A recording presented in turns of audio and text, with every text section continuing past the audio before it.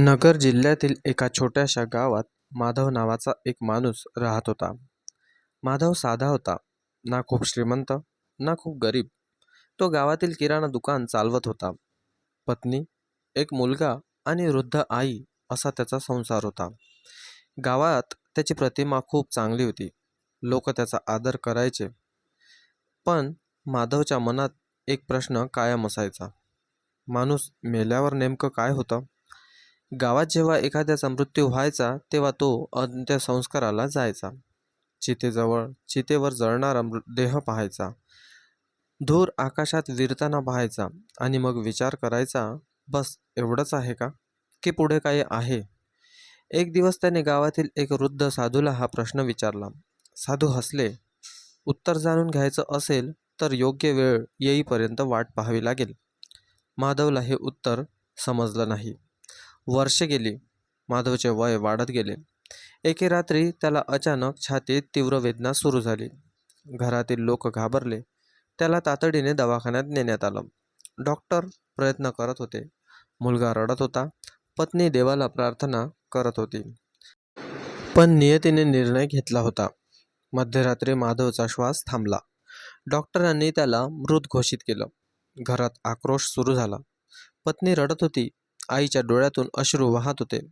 मुलगा वडिलांचा हात धरून बसला होता. पण तेवढ्यात माधवने अचानक डोळे उघडले. तो उठून बसला. पण काहीतरी विचित्र होतं. समोर त्याचा मृतदेह पडलेला होता. डॉक्टर त्या देहाभोवती उभे होते. पत्नी रडत होती आणि तो त्यांच्या समोर उभा होता. मी इथे आहे, तो ओरडला. पण कोणालाच त्याचा आवाज ऐकू गेला नाही. तो पत्नीच्या खांद्याला स्पर्श करण्याचा प्रयत्न करू लागला, पण त्याचा हात तिच्या शरीरातून आरपार गेला. माधव घाबरला. त्याच्या मनात भीती निर्माण झाली. तेवढ्यात खोलीत एक थंड वारा वाहू लागला आणि अचानक दोन तेजस्वी आकृती त्याच्या समोर प्रकट झाल्या. त्यांचे चेहरे गंभीर होते, पण त्यांच्यात भीती नव्हती. त्यांच्यात एक दिव्य तेज होतं. माधव थरथरत म्हणाला, तुम्ही कोण? त्यातील एक म्हणाला, तुझा पृथ्वीवरील प्रवास संपला आहे. आता आत्म्याचा प्रवास सुरू होणार आहे. माधवच्या अंगावर काटा आला. त्याला त्या साधूंचे शब्द आठवले. योग्य वेळ आल्यावर उत्तर मिळेल. आणि आता ती वेळ आली होती. माधव अजूनही स्तब्ध उभा होता. समोर त्याचाच मृतदेह पडलेला होता. पत्नी रडत होती. मुलगा वडिलांच्या छातीवर डोकं ठेवून हुदके देत होता. वृद्ध आईच्या डोळ्यातून अश्रूंचा पूर वाहत होता. माधव त्यांच्या जवळ धावला. मी इथेच आहे, मी मेलो नाही. पण त्यांचा आवाज कुणालाच ऐकू येत नव्हता. तो मुलाच्या डोक्यावर हात ठेवण्याचा प्रयत्न करू लागला, पण त्याचा हात हवेतूनच पुढे निघून गेला. तेव्हा त्याला पहिल्यांदाच समजलं की आता तो शरीर नव्हता, तो फक्त एक आत्मा होता.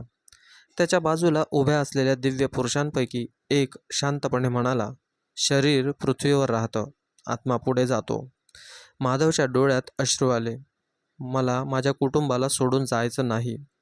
दुसरा दिव्य पुरुष म्हणाला, प्रत्येक आत्म्याला हा क्षण कठीण वाटतो, पण हा निसर्गाचा नियम आहे. काही तासानंतर माधवचा मृतदेह घरी आणण्यात आला. संपूर्ण गाव जमलं होतं. लोक त्याच्या चांगुलपणाबद्दल बोलत होते. कोणी म्हणत होतं, माधव खूप चांगला माणूस होता. कोणी म्हणत होतं, त्याने कधी कोणाचं वाईट केलं नाही. हे ऐकून माधवच्या मनात समाधान निर्माण झालं. पण काही लोक फक्त औपचारिकतेसाठी आले होते. त्यांच्या चेहऱ्यावर दुःख नव्हतं. हे पाहून माधवला एक सत्य समजलं. जिवंतपणी जे नातं खरं असतं तेच मृत्यूनंतर टिकतं. बाकी सगळं हळूहळू विरून जातं. दुसऱ्या दिवशी अंत्ययात्रा निघाली. माधवचा आत्मा त्या मिरवणुकीसोबत चालला होता. त्याने पाहिलं, त्याचा मुलगा अश्रूंनी भिजलेला होता. पत्नीचं रडणं थांबत नव्हतं. आई वारंवार बेशुद्ध पडत होती. माधवच्या आत्म्याला खूप वेदना होत होत्या. त्याला त्यांच्या जवळ राहायचं होतं, पण तो काहीच करू शकत नव्हता. स्मशानभूमीत चिता तयार करण्यात आली. माधवचा देह त्यावर ठेवण्यात आला. मुलाने थरथरत्या हाताने अग्नी दिला. क्षणात ज्वाळा उसळल्या. माधवचा आत्मा त्या दृश्याकडे पाहत राहिला. त्याने आयुष्यभर ज्या शरीराला मी समजलं होतं, ते शरीर आता राख होत होतं. त्याला अचानक जाणवलं, मी शरीर नाही, मी काहीतरी वेगळं आहे. ज्वाळा वाढत गेल्या आणि त्याच क्षणी त्याला शरीराशी असलेली शेवटची आसक्ती तुटताना जाणवली. दिव्य पुरुष त्याच्याकडे पाहून म्हणाले, आता तुला पुढचा प्रवास दिसू लागेल, पण त्याआधी तुला तुझं आयुष्य पुन्हा पाहावं लागेल. अचानक त्याच्या समोर प्रकाशाचा एक विशाल पडदा उभा राहिला. त्यावर त्याचं संपूर्ण आयुष्य दिसू लागलं. बालपण, तरुणपण, लग्न, मुलीचा जन्म, आईची सेवा, पत्नीवरील प्रेम, प्रत्येक क्षण जिवंत झाला. पण फक्त चांगल्या गोष्टी नव्हत्या. त्याने केलेल्या चुका देखील दिसत होत्या. कोणाला दुखावलेले शब्द, कोणावर केलेला अन्याय, काही विसरलेल्या गोष्टी, काही पश्चाताप. माधवला जाणवलं की मृत्यूनंतर माणूस फक्त स्वतःपासून लपू शकत नाही. इतरांना फसवता येतं, पण स्वतःच्या कर्मांना नाही. त्या क्षणी त्याच्या आत्म्यात एक वेगळीच जाणीव निर्माण झाली.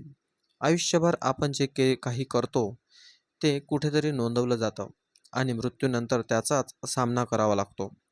तेवढ्यात दुरून एक तेजस्वी प्रकाश दिसू लागला. तो प्रकाश हळूहळू जवळ येत होता आणि त्या प्रकाशात एक भव्य दरवाजा दिसत होता. दिव्य पुरुष म्हणाले, माधव, आता आत्म्याच्या प्रवासाचा पुढचा टप्पा सुरू होणार आहे आणि तिथे तुला कर्माच्या खऱ्या न्यायाचं दर्शन होईल. माधव त्या दरवाजाकडे पाहत राहिला. त्याच्या मनात भीती होती, पण त्याचबरोबर एक प्रश्नही होता. मृत्यूनंतर आत्म्याचा खरा प्रवास आता कुठे जाणार होता? तेजस्वी प्रकाशाने वेढलेल्या त्या विशाल दरवाजासमोर माधव उभा होता. त्याच्या मनात भीती, कुतूहल आणि असंख्य प्रश्न होते. पृथ्वीवरील जीवन संपलं होतं. आता तो एका अशा प्रवासावर होता जिथे पैसा, प्रतिष्ठा, ओळखी किंवा सत्ता यांना काहीच अर्थ नव्हता. दिव्य पुरुषांनी दरवाजाकडे इशारा केला, पुढे जा. माधवने हळूहळू पाऊल टाकलं. क्षणात सगळीकडे तेजस्वी प्रकाश पसरला. त्याच्या समोर एक विशाल दरबार उभा होता. इतका विशाल की त्याचा शेवट दिसत नव्हता. सुवर्णस्तंभ, दिव्य प्रकाश आणि हजारो आत्मे. प्रत्येक आत्मा शांतपणे आपली पाळी येण्याची वाट पाहत होता. माधव आश्चर्याने सगळं पाहत होता. त्याला अचानक जाणवलं, इथे कोणी श्रीमंत नव्हतं, कोणी गरीब नव्हतं, कोणी राजा नव्हतं, कोणी भिकारी नव्हता. इथे फक्त आत्मे होते आणि त्यांच्या सोबत होती त्यांची कर्म. माधवला दरबाराच्या मध्यभागी नेण्यात आलं. समोर एक विलक्षण तेज दिसत होतं. तेज इतकं दिव्य होतं की त्याच्याकडे थेट पाहणं कठीण होतं. ते तेजातून एक गंभीर आवाज घुमला. माधव, आवाजात कठोरता नव्हती, पण अपार सामर्थ्य होतं. तुझा पृथ्वीवरील प्रवास संपला आहे. आता तुझ्या कर्माचा हिशोब पाहिला जाईल. माधवचे पाय थरथरले. त्याने आयुष्यात अनेक चांगली कामं केली होती, पण चुका देखील झाल्या होत्या. तो शांतपणे उभा राहिला. अचानक त्याच्या समोर एक विशाल प्रकाशमय आरसा प्रकट झाला.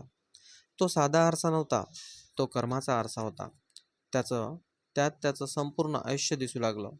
लहानपणीचा माधव, आईवडिलांना मदत करणारा, मित्रांसोबत खेळणारा, स्वप्न पाहणारा. त्याच्या चेहऱ्यावर हसू आलं. मग दृश्य बदललं. तरुण माधव दिसू लागला. दुकान सुरू करण्यासाठी संघर्ष करणारा, कष्ट करणारा, प्रामाणिकपणे काम करणारा. मग एकामागून एक दृश्य येऊ लागले. एका गरीब माणसाला त्याने उधारीवर सामान दिलं होतं. एका विद्यार्थ्याला पुस्तके घेण्यासाठी मदत केली होती. एका भुकेल्या वृद्धाला जीवन दिलं होतं. हे दृश्य पाहताना त्याच्या मनात समाधान निर्माण होत होतं. पण अचानक दृश्य बदललं. त्याने एका माणसाला रागात खूप अपमानित केलं होतं. तो माणूस रात्रभर रडला होता. माधवचा चेहरा उतरला. त्याला ही घटना आठवतही नव्हती. मग दुसरं दृश्य दिसलं. एका गरजू नातेवाईकाला मदत करता आली असती, पण त्याने दुर्लक्ष केलं होतं. त्या नातेवाईकाला खूप त्रास सहन करावा लागला होता. माधवच्या मनात वेदना निर्माण झाली. त्याला समजलं, लहान वाटणाऱ्या कृतींचे परिणामही मोठे असतात. आरसा सतत दृश्य दाखवत होता आणि प्रत्येक दृश्यासोबत त्याला फक्त स्वतःच्या कृती दिसत नव्हत्या, तर त्या कृतींमुळे इतरांना झालेल्या भावना देखील जाणवत होत्या. ज्याला त्याने मदत केली होती त्यांचा आनंद, ज्याला दुखावलं होतं त्यांचं दुःख, सगळं त्याला स्वतः अनुभवावं लागत होतं. तेव्हा त्याला पहिल्यांदाच समजलं, कर्म म्हणजे फक्त कृती नाही. कर्म म्हणजे त्या कृतीमुळे निर्माण झालेली भावना. दरबारात पुन्हा आवाज घुमला. पृथ्वीवर माणूस अनेक गोष्टी विसरतो, पण विश्व काहीच विसरत नाही. माधव शांतपणे ऐकत होता. त्याच्या डोळ्यात अश्रू आले. त्याला जाणवलं की तो पूर्णपणे चांगला नव्हता.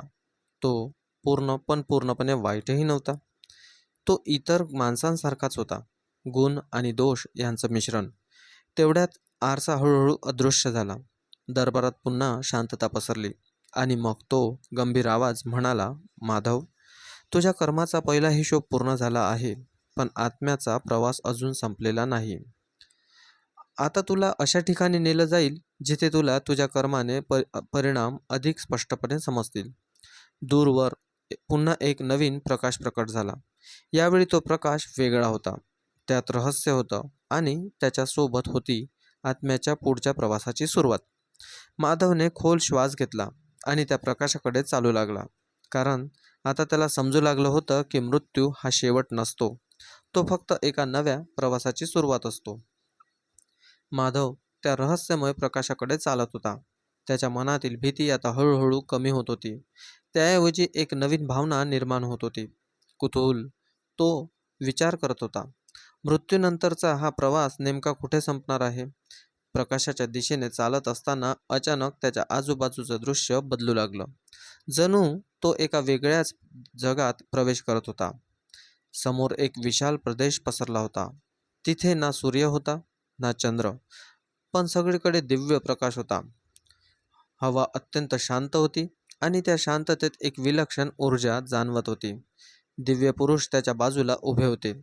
हे कोणतं ठिकाण आहे? माधवने विचारलं. त्यातील एक म्हणाला, हे आत्म्याच्या प्रवासातील आत्ममध्यस्थान आहे. इथून पुढे प्रत्येक आत्म्याचा मार्ग त्याच्या कर्मानुसार ठरतो. माधव शांतपणे ऐकत होता. अचानक त्याला दूरवर दोन वेगवेगळे मार्ग दिसले. एक मार्ग तेजस्वी प्रकाशाने उजळलेला होता. तिथून मधुर संगीत ऐकू येत होतं. फुलांचा सुगंध दरवळत होता. दुसरा मार्ग अंधुक होता. तिथे गंभीर शांतता होती. वातावरण जड वाटत होतं. माधवच्या मनात प्रश्न निर्माण झाला, हे दोन मार्ग कोणते? दिव्य पुरुष म्हणाले, पहिला मार्ग त्या आत्म्यांसाठी आहे ज्यांच्या चांगल्या कर्माचं वजन अधिक आहे. दुसरा मार्ग त्या आत्म्यांसाठी आहे ज्यांना त्यांच्या कर्माचे परिणाम अजूनही समजून घ्यायचे आहेत. माधव त्या दोन्ही मार्गांकडे पाहत राहिला. तेवढ्यात त्याच्या समोर एक अद्भुत दृश्य उभं राहिलं. पहिल्या मार्गावरून काही आत्मे जात होते. त्यांच्या चेहऱ्यावर समाधानही होतं. त्यांच्या मनात भीती नव्हती. जणू त्यांनी आयुष्यात केलेल्या चांगल्या कर्माची फळं मिळवली होती. मग त्याने दुसऱ्या मार्गाकडे पाहिलं. तिथे काही आत्मे दुःखी दिसत होती, पण त्यांना शिक्षा होत नव्हती. त्यांना त्यांच्या कर्माचा अनुभव दिला जात होता. माधवला हे पाहून आश्चर्य वाटलं. म्हणजे नरक म्हणजे फक्त शिक्षा नाही. दिव्य पुरुष हलकेसे हसले. नाही, नरक म्हणजे आत्म्याला त्यांच्या कृतीचे परिणाम समजून घेण्याची जागा, आणि स्वर्ग म्हणजे चांगल्या कर्मामुळे मिळणारी शांती. माधव विचारात पडला. त्याने पृथ्वीवर अनेक कथा ऐकल्या होत्या, पण आज तो स्वतः घेत होता. तेवढ्यात त्याच्या समोर पुन्हा एक नवीन दृश्य उभं राहिलं. एका लहान बाळाचा जन्म होत होता. आईच्या चेहऱ्यावर आनंद होता. वडील हसत होते. माधव आश्चर्याने पाहत राहिला. हे काय? दिव्य पुरुष उत्तरले, हा पुनर्जन्म आहे. जेव्हा आत्मा त्याच्या प्रवासाचा एक टप्पा पूर्ण करतो तेव्हा तो नवीन जीवनात प्रवेश करतो. माधवच्या डोळ्यात कुतूहल वाढलं. म्हणजे प्रत्येक जन्म मागील कर्माशी जोडलेला असतो? हो, पण तो फक्त शिक्षा किंवा बक्षीस नसतो. तो शिकण्याची संधी असतो. माधव बराच वेळ शांत राहिला. त्याला त्याचं स्वतःचं आयुष्य आठवलं. आनंदाचे क्षण, संघर्ष, चुका आणि चांगले कर्म. त्याला आता समजू लागलं होतं की जीवन हे फक्त एक जन्म नसतं, ते आत्म्याचा खूप मोठा प्रवास असतो. अचानक दूरवर एक तेजस्वी दरवाजा उघडू लागला. त्या दरवाजातून दिव्य प्रकाश बाहेर पडत होता. दिव्य पुरुष गंभीर आवाजात म्हणाले, माधव, आता तुझ्या स्वतःच्या प्रवासाचा पुढचा निर्णय होणार आहे. तुला तुझ्या आत्म्याचा पुढचा मार्ग दाखवला जाईल. माधवच्या हृदयाची धडधड वाढली. कारण आता प्रश्न स्वर्ग किंवा नरकाचा नव्हता. प्रश्न होता त्याच्या आत्म्याचं पुढे काय होणार. आणि त्या उत्तरासाठी तो त्या तेजस्वी दरवाजाकडे चालू लागला. माधव त्या तेजस्वी दरवाजासमोर उभा होता. त्याच्या मनात अनेक प्रश्न होते. मृत्यू झाला, अंत्यसंस्कार झाले, कर्माचा हिशोब पाहिला, स्वर्ग, नरक आणि पुनर्जन्माचं रहस्य ऐकलं. पण आता त्याला एकच गोष्ट जाणून घ्यायची होती, माझं पुढे काय होणार? दरवाजा हळूहळू उघडू लागला. त्यातून बाहेर पडणारा प्रकाश इतका तेजस्वी होता की काही क्षण माधवला डोळे मिटावे लागले. प्रकाश कमी झाल्यावर त्याने समोर पाहिलं. त्याच्या समोर एक विशाल सरोवर होतं आणि पाणी आरशासारखं स्वच्छ होतं. त्यात कोणताही तरंग नव्हता. सगळीकडे अद्भुत शांतता होती. माधव त्या सरोवराजवळ गेला आणि अचानक त्याला पाण्यात स्वतःचं प्रतिबिंब दिसलं. पण ते आजच्या आयुष्यातील नव्हतं. त्याला वेगवेगळे चेहरे दिसू लागले. वेगवेगळ्या काळातील, वेगवेगळ्या जन्मातील. कधी तो शेतकरी होता, कधी सैनिक, कधी व्यापारी, कधी गरीब मजूर. माधव आश्चर्याने पाहत राहिला. त्याच्या डोळ्यात अविश्वास होता. हे काय आहे? दिव्य पुरुष म्हणाले, हे तुझ्या आत्म्याचे पुनर्जन्म आहेत. माधव थक्क झाला. त्याला समजलं, त्याचा प्रवास फक्त एका जन्माचा नव्हता. तो अनेक जन्मापासून सुरू होता. प्रत्येक जन्मात त्याने काहीतरी शिकवलं होतं. काही चुका केल्या होत्या, काही चांगली कर्म केली होती आणि प्रत्येक जन्म पुढच्या जन्माशी जोडला गेला होता. तेवढ्यात सरोवरातील दृश्य बदललं. त्याला पृथ्वीवरील त्याचं घर दिसलं. पत्नी हळूहळू सावरत होती. मुलगा वडिलांच्या आठवणीत मेहनत करत होता. वृद्ध आई रोज त्याच्यासाठी प्रार्थना करत होती. हे पाहून माधवच्या डोळ्यात अश्रू आले. त्याला त्यांच्याकडे धावून जावंसं वाटलं. पण दिव्य पुरुषांनी शांतपणे सांगितलं, प्रत्येक आत्म्याला एक दिवस आपली प्रिय माणसं सोडावी लागतात. हेच जीवनाचं चक्र आहे. माधव बराच वेळ त्या दृश्याकडे पाहत राहिला. मग हळू आवाजात म्हणाला, मग जीवनाचा खरा अर्थ काय आहे? काही क्षण शांतता पसरली. मग एक दिव्य आवाज सगळीकडे घुमला. जीवनाचा अर्थ संपत्ती नाही. जीवनाचा अर्थ सत्ता नाही. जीवनाचा अर्थ प्रसिद्धी नाही. जीवनाचा अर्थ शिकणं आहे, प्रेम करणं आहे, माणुसकी जपणं आहे आणि आत्म्याला अधिक शुद्ध बनवणं आहे. हे शब्द ऐकून माधवच्या मनातील अनेक प्रश्न विरघळू लागले. त्याला जाणवलं, तो पृथ्वीवर असताना अनेकदा छोट्या गोष्टींमध्ये अडकला होता. राग, अहंकार, चिंता, भीती. पण मृत्यूनंतर त्या गोष्टीचं काहीच महत्त्व उरलं नव्हतं. लोकांचं महत्त्वाचं होतं फक्त त्याने इतरांच्या आयुष्यात काय दिलं. प्रेम की दुःख, आधार की वेदना. तेवढ्यात दिव्य आवाज पुन्हा घुमला. माधव, तुझा पुढचा प्रवास सुरू होण्याची वेळ आली आहे. सरोवरच्या पलीकडे एक नवीन प्रकाश निर्माण झाला. तो प्रकाश एका नव्या सुरुवातीसारखा वाटत होता. माधव शांतपणे हसला. आता त्याच्या मनात भीती नव्हती, कारण त्याला एक गोष्ट समजली होती. मृत्यू म्हणजे अंत नाही. तो फक्त एका अध्यायाचा शेवट असतो आणि दुसऱ्या अध्यायाची सुरुवात. तो त्या प्रकाशाकडे चालू लागला. हळूहळू त्याचं रूप प्रकाशात विलीन होऊ लागलं आणि काही क्षणात तो पूर्णपणे अदृश्य झाला. फक्त शांतता उरली आणि त्या शांततेत एक सत्य घुमत राहिलं. शरीर नश्वर आहे, पण आत्म्याचा प्रवास अखंड आहे.